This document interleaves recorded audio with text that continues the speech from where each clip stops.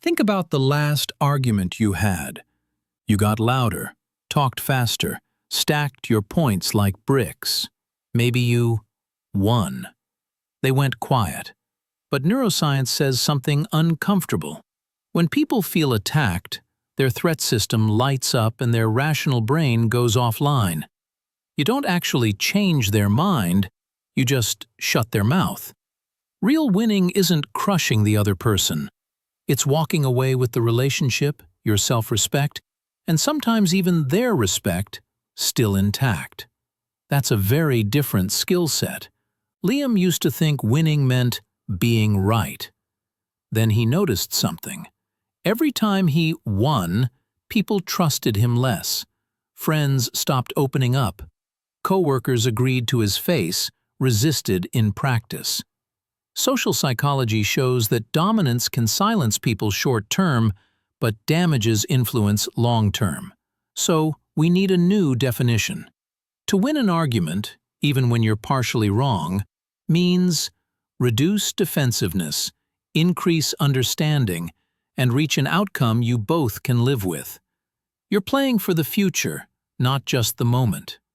Arguments feel dangerous because your brain treats social rejection like physical threat. Heart rate climbs, muscles tighten, thoughts speed up. If Liam doesn't manage this, his mouth will outrun his judgment. So before he says anything, he pauses. 2 deep breaths. Shoulders drop.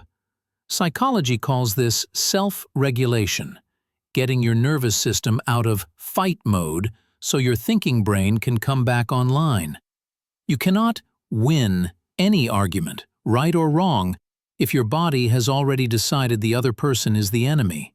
Most people argue to be heard, not just to be right. Liam learns a counterintuitive move. Before defending himself, he mirrors the other person's view so accurately they feel understood. So you're saying you felt ignored when I made that decision without you, and it seemed like I didn't value your input, right? This activates something powerful. When people feel accurately seen, their defensiveness drops. You win, not by overpowering their story, but by showing you truly get it, even if you disagree. Arguments escalate when we confuse facts with stories. Fact: Liam sent a report late. Story: you never care about deadlines. Fact: his partner came home late. Story: you don't respect me. Winning means gently splitting the two.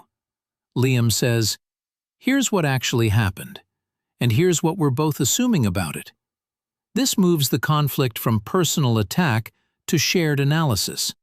Cognitive psychology shows that when you label interpretations as interpretations, the brain becomes more flexible and less likely to dig into extreme positions. Here's the paradox. Admitting small wrongs makes people more open to your bigger points. Liam scans for the 10 to 20% of the situation that's genuinely his fault. You're right, I did spring that on you last minute. That wasn't fair. Social experiments show that strategic vulnerability increases credibility. Instead of guarding a perfect image, he trades some ego for trust. When you confess true, specific mistakes, you disarm the other person's need to expose you, and they're more likely to soften toward your perspective. Bad arguments use declarations. Great ones use questions. Instead of saying, "You're overreacting," Liam asks, "What part of this feels biggest to you?" Instead of insisting, "That's not what happened," he asks, "Can you walk me through how you saw it?" Open questions move someone from attack mode to thinking mode. Neuroscience suggests that when people explain rather than defend, they access more nuanced parts of their brain. You win by nudging them out of pure emotion and into reflection. Most arguments are framed as me versus you.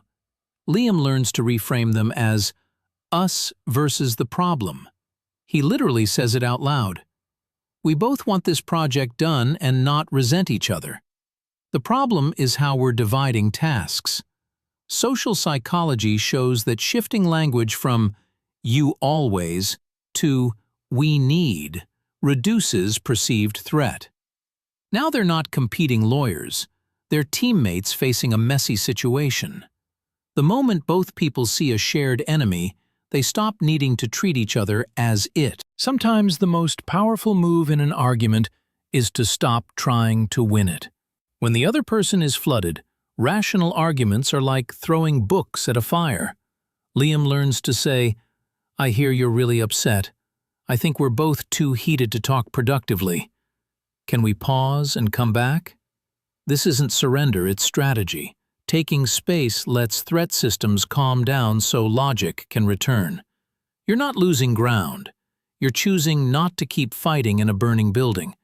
There's a deeper psychological flex, knowing which arguments you don't even need to enter.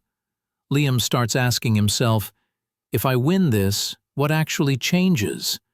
Is this about principle, safety, or just my pride? Many conflicts are ego contests disguised as moral debates. Winning every argument doesn't mean fighting every battle. It means conserving your energy for disagreements that matter. Sometimes, the highest status move is a simple, "You might be right," followed by silence and living your values anyway. The human brain is wired for stories more than bare facts. Instead of saying, "You're irresponsible," Liam tries, "Last time we delayed this, we lost the client. I'm afraid we're repeating that." He shifts from accusation to narrative. Here's what happened. Here's what I fear. Here's what I'd like. This invites the other person into a shared mental movie instead of a courtroom. Narratives engage empathy networks, making people more open to changing their stance without feeling humiliated. If you want people to move closer to your position, you must leave their dignity intact. Liam stops saying, "You're wrong," and starts saying, "I see why that makes sense from where you're sitting. Can I offer a different angle?" People cling to bad positions when those positions are tied to their self-worth. By separating your idea from your value as a person, you make it safer for them to change their mind. The real win is growth that doesn't require humiliation. What about arguments you truly are wrong in? Oddly, you can still win by how you lose. Liam practices saying, "I've thought about it, and I was wrong there. Thank you for pointing it out." This does two things. It models humility and builds a track record of honesty. Over time, people come to trust that when Liam insists on something, he's probably vetted it. Your reputation becomes, they'll fight for what they believe, but they'll also correct themselves. That's influence on a different level. Short-term winning feels like dominance. You get the last word, they go quiet. Long-term winning feels like stability. Your relationships grow, your influence deepens, people bring you their real thoughts. Liam notices that when he uses these tools, regulating himself, reflecting others, admitting faults, arguments become rarer and shorter. Social friction still exists, but it no longer explodes. He's not just winning arguments, he's building a life where fewer arguments need to be fought. So yes, you can win almost any argument, even when you're wrong, if winning means staying calm, understanding deeply, steering the conversation toward truth and workable outcomes, and preserving dignity on both sides. The paradox is that the more you chase victory, the less you get it. The more you chase clarity and respect, the more often people quietly follow your lead.